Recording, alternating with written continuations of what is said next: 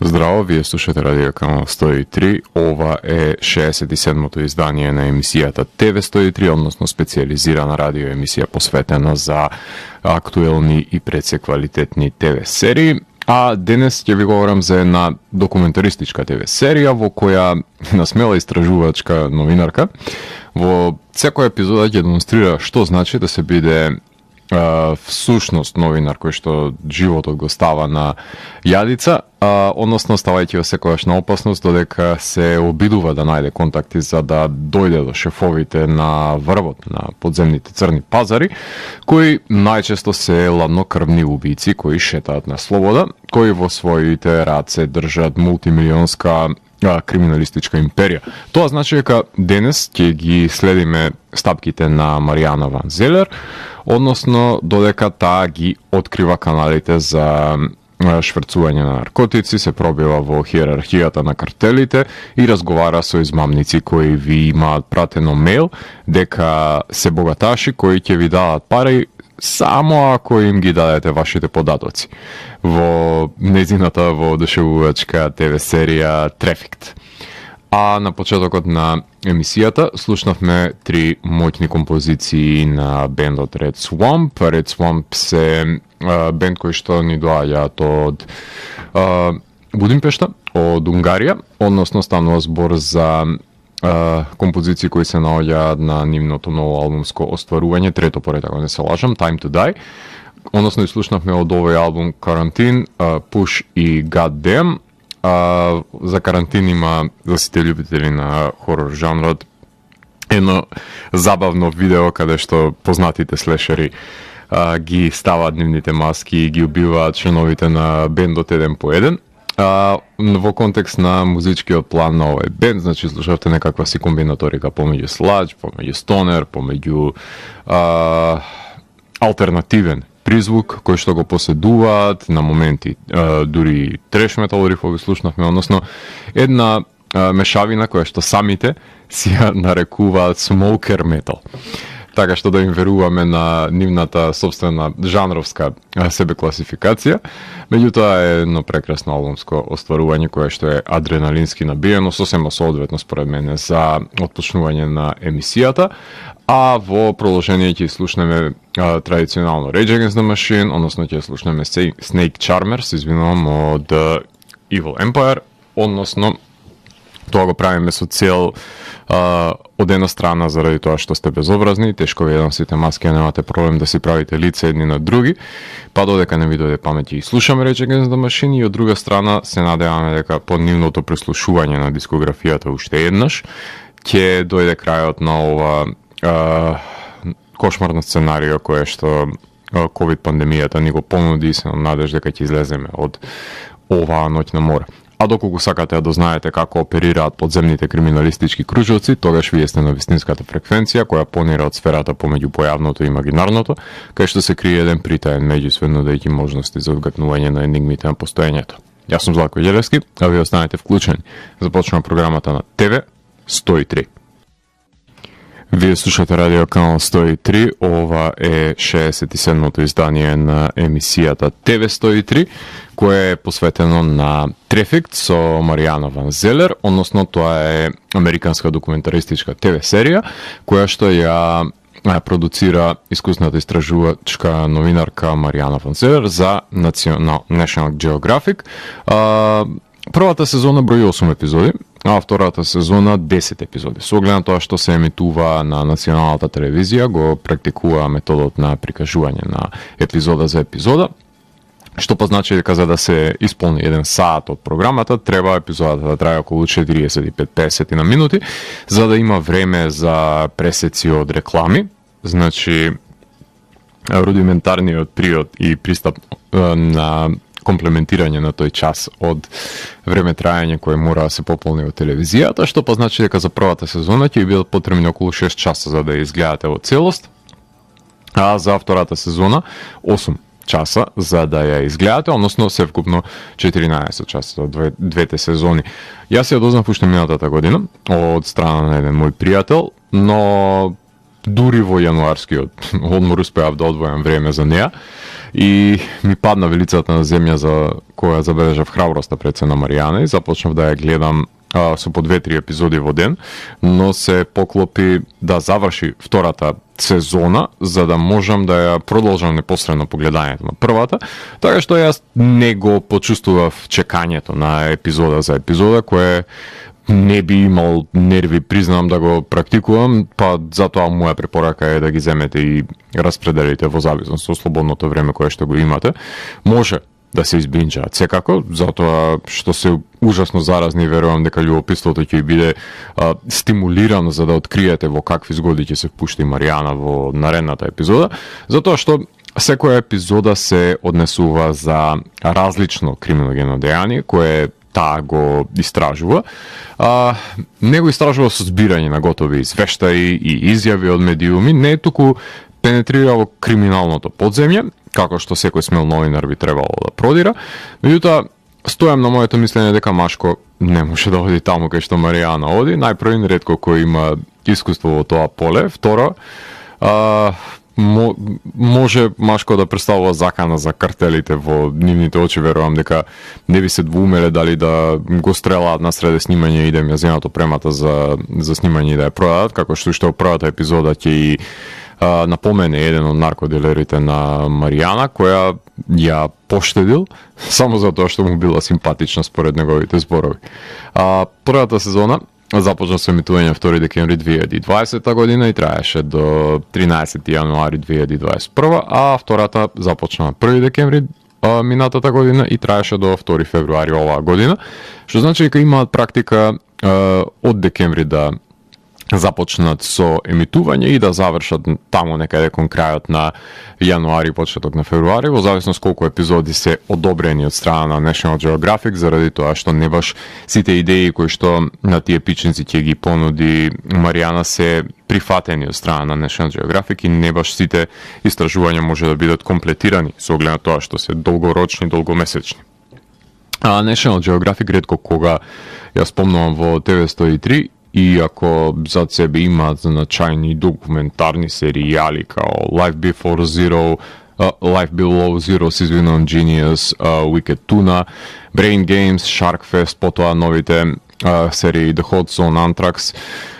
Brain Games on the Road, Call to the Wild, Into the Unknown и The 80s Top 10. Конкретно The 80s Top 10 сум се намерачил на неа, може би ќе биде единствената која што дополнително ќе ја истражам, но исто така ги имате и продолженијата на Gordon Ramsay Uncharted, Running Wild, with Bear Grylls и The Incredible Dr. Paul и Secrets of the Zoo, Columbus и многу други, кои не верувам дека ќе добијат своја епизода во емисијата, но важно е да се напомене дека постои оваа светска продукција која ги задоволува потребите на специфичен гледачки аудиториум кој сака да ја запознае дивината на нескротената природа и, ако не се лажам, домашните кабелски оператори ја имаат во пакетите во кои што ја нудат, така што достапна е оваа телевизија за сите. За да дознаете каков новинар е Маријана, морам да споделам дека има завршено меѓународни релации во Лисабон, од кај што потекнува за по неколку одбивања да ја примат во Колумбија, во САД, оди кај домот на деканот на универзитетот, да му објасни дека сака да изучува новинарство во САД по секоја цена, кој па дозволува да таа да се запише на Колумбија. Таму и се запозна со нејзиниот сопруг Дерен Фостер, кој ја продуцира првата сезона на Трефикт и работел како режисер и продуцент во National Geographic претходно. По студиите предизвик е да известува во Ирак и во Сирија за време на војната, кај што новинарите умеат да бидат колатерална штета или средство за киднапирање и уценување. И буквално еден месец кога се вселува во Њујорк, се случува не цел месец, додека таа е вселена таму, се случува 11 септември. Така што каде и да оди Веста знае да ја најде. Епизодите кои денес ги снима се директно поврзани со низината почетна, односно со иницијалната работа во телевизија,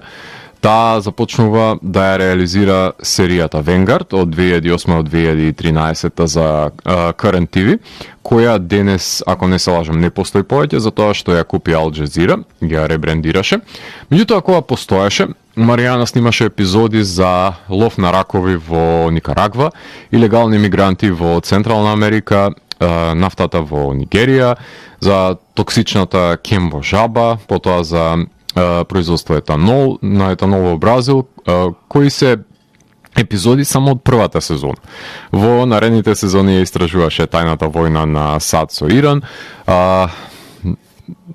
потоа ако не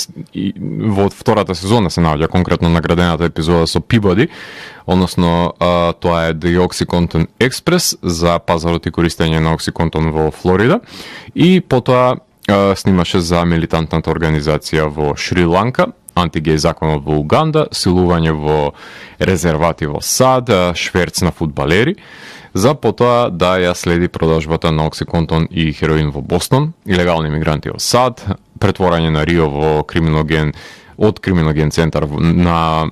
центар на Олимписките игри, завршувајќи со илегалните борбени турнири во САД. Уште од тогаш може да се забележи дека Маријана сака да ги истражува овие незаконски действија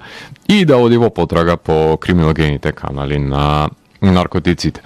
Во 2010-тите Маријана го сними Narco Bling, потоа Obama's Army, El Chapo CEO of Crime, Inside Secret America, односно Undercover America, потоа Pimp City, A Journey to the Center of the Sex Slave Trade, пред да почне да ја работи Trafficked. Значи, ова се филмови кои што ги работи од 2012-та, конкретно од 2014 година. Таа дури го режира и Guerrilla Gold Rush, The Spoils of War, а ја режираше епизодата за производството и дистрибуција на фентанол во Trafficked, така што има застанато и зад камерата. А во Trafficked Маријана ги истражува комплексните вмрежувања во светското криминогено подземје, односно оди во потрага по криминалите на шверцување и криумчење, односно се обидува да не го прикаже функционирањето на црните пазари, и тоа значи дека таа постојано го става нејзиниот живот во опасност за да биде во контакт со луѓето инволвирани во овие илегални активности,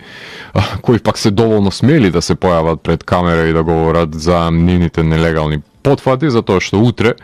може да им текне на некој од нивните соработници или на конкуренцијата да ги ликвидираат затоа што се фалбаџии, или пак властите и полицијата да ги уапсат. Вториот случај, односно инволвирањето во полицијата, е речиси невозможно, затоа што полицијата е корумпирана и подплатена од страна на криминалците да премолчат и да гледаат на другата страна за процентот профитот, се разбира, кој што тие би ги го имале од илегалните сделки, за да фатат нешто ситно од каналите за да се направат дека се хероин или во медиумите, дека си работата, што воопшто не е така, туку е уште една од илузорните представи кои се обидуваат да му ја наметнат на гледачот, кој не е ни свесен дека постојат овие подземни канали со своите мултимилиардерски теченија кои се одвиваат паралелно со вашето рутинизирано одење на работа. За начинот на кој Маријана им приоѓа на криминалците, буквално со почит кон човечките битија, значи им приоѓа на тој начин што ги респектира со емпатија и без осуда кон тоа што го прават, затоа што никој не е роден да биде криминалец, таков се постанува и нејзина работа е да ја пренесе пред се нивната приказна со оглед на тоа што тие се лика и прилика на околината, односно средината во која што се израснати. Тука ќе направиме една кратка музичка пауза. Имено во продолжение ќе ги слушнеме Halcyon Halo, односно станува збор за бенд кој што го издаде нивниот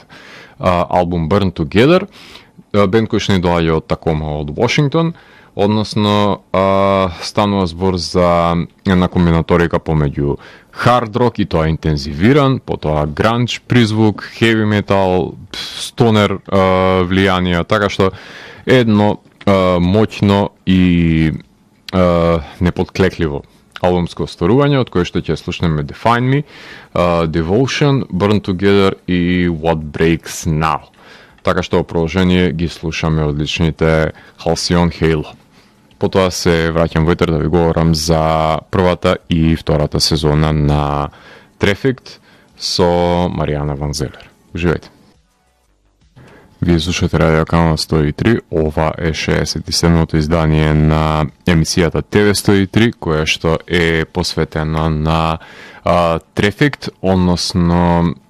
документаристичката серија на Маријана Ван Зелер, а во овој сегмент сакам да ви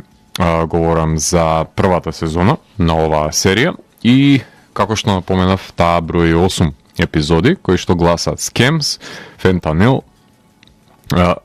Counterfeiting,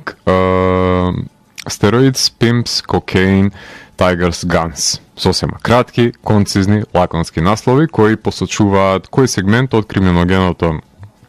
подземје ќе биде експлорирано во самата епизода и можеме да ги групираме епизодите како пошироки тематски одредници, кај што Маријана истражува производство и дистрибуција на наркотици, како што се моите намирени епизоди за фентанол, кокаин, па и заете за стероидите, да ја броиме во оваа групација. Потоа групацијата на измами, односно тоа се епизодите на јамајканските, израелските измамници кои се јавуваат по телефони и збираат податоци и преложуваат очајни самотници. А во таа групација може да се вклучи и печатењето на фалсификатите на банкнотите, како што кај нас се појавија нели тие лажни 2000-арки. Маријана не дознала секоја фаза на правењето, прецени го приочува на овие банкноти, како да се препознаат фалсификатите, кои искрено бидам епен професионално направени, што за лаик како мене многу е тешко да ги препознае. А последната групација ќе ги сортираме каналите на екзотичните продукти, како што е проституцијата, тигрите и оружјето, односно пазарите кои постојат за специфична клиентела, која е подготвена да плати за своето задоволство со инволвирање на невини жртви, кои се колатерална штета на овој бизнес. Пред се интересно е да се дојде до констатацијата дека секој од криминалците има оправдување, односно изговор за неговото кршење на законот, а тоа е често врзано со фактот што сиромаштијата владее и за да преживее во руралната средина во земјите од третиот свет мора да краде. Постојат и цели села чии што профит зависи од продажбата на кокаинот и го чуваат и надгледуваат како нивните очи. Меѓутоа постои и едно оправдување на јамајканските измамници кое е доста интригантно, кои всушност се реваншираат на колонизаторскиот белец кој во минатото ги покорил и им ги земал нивните богатства, па сега тие вршат реципроцитетно одземање на финансиите за тоа што ги измамуваат белците, одnosno пензионерите најчесто. Нема оправдување на криминогеното действие, но лесно може да се релативизира во мозокот на криминалецот, но не и во очите на законот. Тоа е прилично дециден. Додека сме кај законот, морам да ја напоменам фасцинацијата која ја поводи серијата кај мене, со оглед на тоа што Маријана во еден дел на епизодата пенетрира во криминалното подземје и во контакт е со сите сегменти на подземната хиерархија, односно од пирамидата, со својот камерман ги снима илегалните чинови во кои што се создава и се дистрибуира дрогата, оружјето, односно на секој можен начин е немучесник во криминалното действие, затоа што е запознаена за одвивањето на некои од сделките кои се снимени на камера. Нема да ја заборавам епизодата кога го застана чамецот за фентанол по завршената сделка на кој насреде океанот им поставуваше прашања, а тие се брза да не ги начека крајбрежната служба. Понатамошно да тегне епизодата Маријана оди кај полицијата во градовите во кои се одвиваат овие криминогени текови и снима репортажа за нивното работење, односно некои нивни акции за упад и обивање во домовите и пред се апсења некои ситни дилери. А апсурдот да биде поголем, пред 10 минути сме ја погледнале Маријана како седи на маса со наркобосот кој го снабдил цел град со дрога. Од психоаналитички аспект интересно е да се простудира методологијата со која Маријана ги разубедува наркодилерите да седнат на муавет со неа, која во цивилизирана средина доушниците и луѓето пред се кои што имаат некаков пристап до овие групации, ќе ги почасти со понекоја чаша алкохол и ќе се отворат и ќе почнат да се чаламат. Тие ќе ја внесат до кружоците за да стапи во контакт со повисоките и повисоките раководители, кои знаат дека серијата не е ништо друго освен себе промовирање на нивниот кружок на криминалци, кој Маријана ги придобива со тоа што им ги покажува фотографиите кои ги направила додека се сликала со моќните нарко лидери на картелите и нивните предводници, и помалите криминалци сакаат да бидат во тоа друштво, речи си елитно, а поголемите сакаат да се пофалат дека се најаки, нели, а не нивната конкуренција. Така што има резерва и кај криминалците дали да се појават пред камера, со оглед на тоа што сите носат маски, гласот им е изменет и користат алијаси, не и користат вистинските имиња. И искрен да бидам, мислам дека се изнагледав доволно маски на Джейсон од петок 13 во серијата. Нема ни толку во хорор филмовите во кои што тој е присутен, колку што ги користат тие маски самите криминалци. Секогаш има една трагикомична епизода во сезоната, а оваа сезона ми беа дефинитивно стероидите и Тони Хјудж, односно нивниот промотер, кој легално не смее да ги продава како составен дел од фармацевската индустрија, меѓутоа, ги рекламира. Епизодите со измамници ми се најневпечатливи и најтажни за тоа како наседнуваат самотните жртви. Макроата си се бизнисмени, како што може да заклучите од самите епизоди, а Тайгер Кинг епизодата се погоди да фрли светло на актуелната проблематика со чување на тигри во американските зоолошки градини и прикаже како пред се живеат возрастните шверцувани тигри во малите кафеци во Азија, кои што нема да бидат интересни за галење во американските зоолошки друштва, а снабдувањето на наркокартелите со оружје кои го користат да совладаат не само нивната конкуренција, туку и да ја уништат полицијата, да ги држат како заложници членовите на нивните семејства за уцена и да ја ликвидираат војската во Мексико. Можеби најопасната епизода за гледање, само заради тоа што го имаат уапсено синот на Ел Чапо, односно на шефот на Синалоа картелот,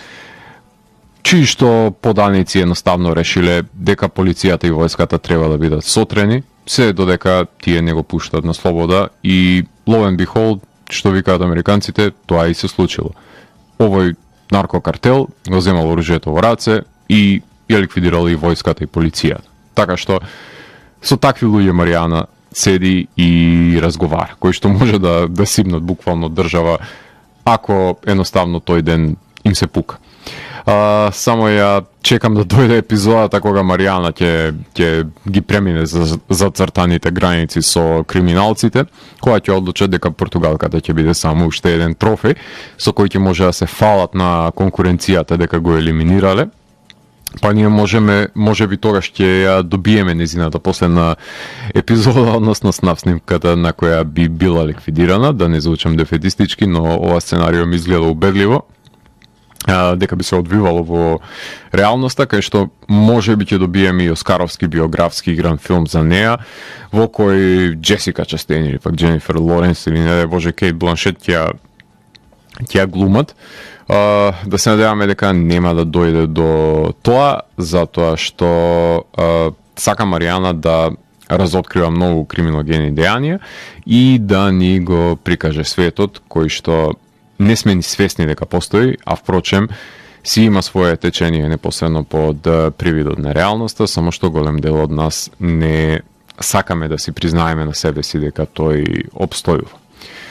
Тука ќе направиме една кратка музичка пауза, именно во продолжение ќе ги слушнеме Bong Tower односно станува збор за бенд кој што го издаде продолжението на нивниот албум Осцилатор, односно Осцилатор 2. Првиот албум, ако не се лажам, беше издаден пред да се појави фамозниот нивен Last Summer Days. Значи, одлета во вселена Bong Tower, станува збор за бенд кој што ни доаѓа од Русија, од Ставропол. Именно, иако тие ја започнаа кариерата со нивните Alter States и симнувањата на капата на Кен Расел, продолжуваат со космичкиот стоner рок, односно комбинацијата помеѓу нивниот фаз кој што не престанува да боли, потоа психоделичните влијанија, дум елементите, секако дека се присутни во нивната музика, и тоа најдобро може да го посведочи композицијата Марс, која што ќе слушнеме, со оглед на тоа што секоја композиција на овој албум е насочена и посветена на една од планетите, и претходно има едно говорно интро за начинот на кој што се доаѓало до нив и мисијата која што имаме. Ќе слушнеме како најава Viking Enemy 2, пред да слетаме на Марс со помош на Bong Tower. Потоа се враќам во етер да ви говорам за втората сезона на Traffic. Уживајте. Вие слушате Радио Канал 103, ова е 67-то издание на емисијата ТВ 103, посветена на документаристичката ТВ серија Traffic, за која што за крајот на емисијата ќе ви говорам и повеќе за втората сезона, за која што имавте можност да слушнете најавата. Епизодите на втората сезона гласат Black Market Surgery, Romance Scams, Black Market Marijuana, Outlaw Motorcycle Clubs, Meth, White Supremacy, Stolen Cars, Cocaine Queens, Amazon Mafia, Fish Pirates. Малку поелаборативни наслови за разлика од првата сезона, но горе-долу се држи до илегалната трговија со наркотици ова сезона, со измамниците, но продира и во дрвократците, крадците на автомобили, пиратите и моторџиите, кои ми беа интригантни здруженија, односно заедници кои научиле да живеат со законите кои си ги наметнал нивниот криминалистички живот пред се. Маријана изјавува дека се има убиено од правење на ковид тестови во текот на изминатата година и снима во рамки на целата година. Таа посочува дека црните пазари се јавуваат таму кај што луѓето губат работа и го губат нивниот дом, а во пандемијата тие добиваат дополнителен бум. Поради лимитирање на ковид пандемијата во втората сезона, поголем акцент е ставен на домашниот криминал, односно американскиот криминал. Сепак Маријана со месеци снима една епизода, затоа што таа преку ноќ не наоѓа пристап до овие групации и уште потешко е нивните убедувања за убивање на луѓе да ги премолчи додека ги прави интервјуата, меѓутоа таа се држи до принципите на професионализмот пред се. Првата епизода за бризгувањето на течен силикон во зовниците апсолутно не можам да ја сватам и оправдам, но Маријана ја релативизира проблематиката, која ги тргнува лицемерните двојни аршини, затоа што и самата е жртва на подмладувањето, односно ставање на хемикалии во своето тело, за да изгледа попривлечно, правејќи ботокс пред камера, така што дава еден поразличен приказ на притисокот за поистоветување на младите девојки со нивните идоли пред се, односно како ги прикажуваат како треба да изгледа според медиумите младите дами по цена на уништување на своето тело за некој лајкач или воајер повеќе да се совере на нивните профили, што сметам дека е трагичен чин. Кога само си се извезува марихуана од сад, што мора дилери од Чикаго да се телепортираат во Лос Анџелес за да се го снабдат својот роден град со нова тура на треба, е интересно да се забележи во овој комичен потфат со оглед на тоа што огромни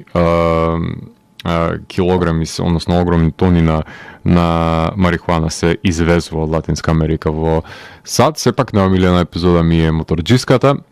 со еден проценташите, односно одметничкиот мотоклуб кој живее на маргините на законите, се финансира од шверц на дрога и оружје, се разбира кон и од Латинска Америка.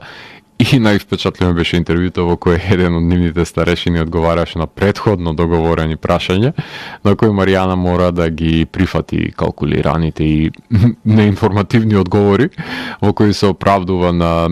тој начин на живот, во кој наводно има само неколку расипани јаболка, кои ги отстрануваат, како што во Ватикан се прелоцируваат педофилите свештеници. Тоа што моторџија се фалеше дека 3-0 водат во убиства против другите кланови пред агент на FBI е запрепастувачки чинител кој што ме остави вџашен, меѓутоа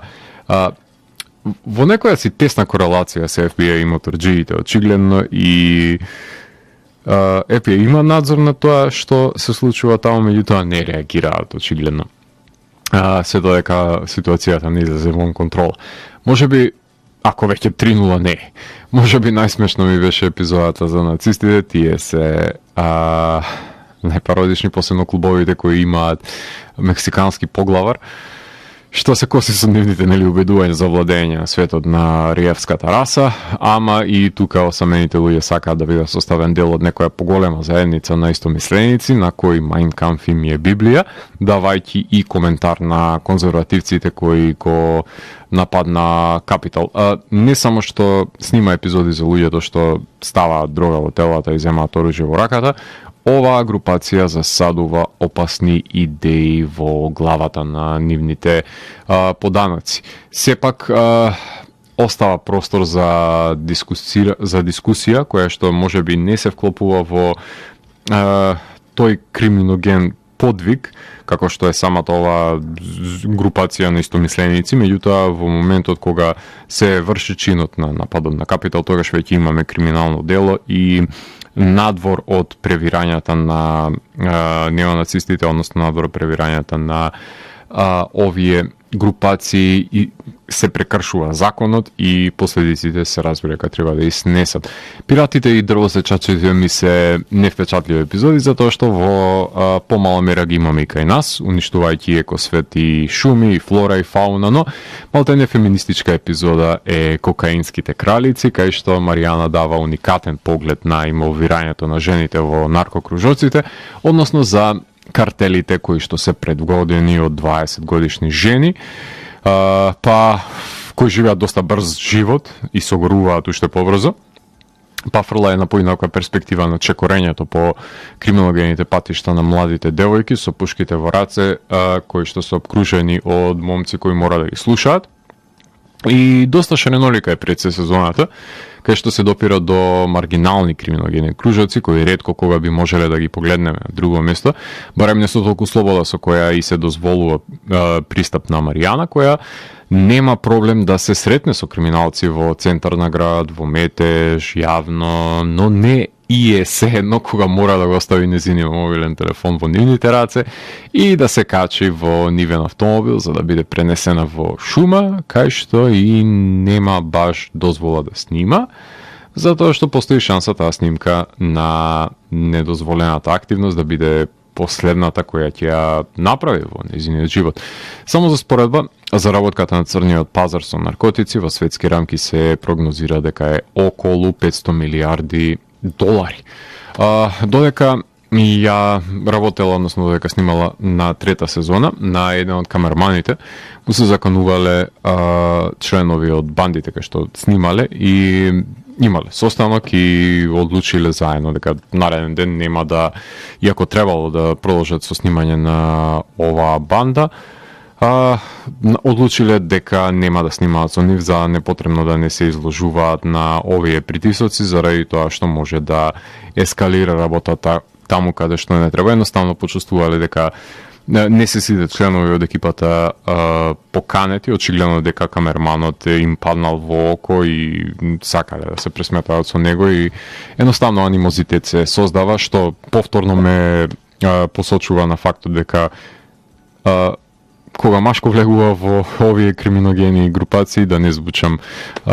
сексистички, меѓутоа ова е најдобар пример зошто не би можел некој да застане во чевлите на Маријана и да преговара со овие криминалци. Од една страна го нема познавањето и ги нема врските кои што ги има Маријана, и од друга страна би представувал и физичка закана во најмала рака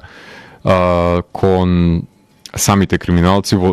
ако не и закана за нивното его. Ајде тука да ја направиме таа паралела. Потенцирам во најмала рака, со оглед на тоа што се може да си помислат во овие мигови кога флбаџиите ќе заклучат дека имаат оружје во нивното рака и непречено може да го користат. Опасно е и тоа што создаваат платформа, например, за неонацистите да си ги наметнат и промовираат ставовите, или да си регрутираат картелите нови поданоци, ама ако се додека има контекст во кој што се ставаат овие епизоди и се говори отворено за проблематиката зошто настануваат овие појави,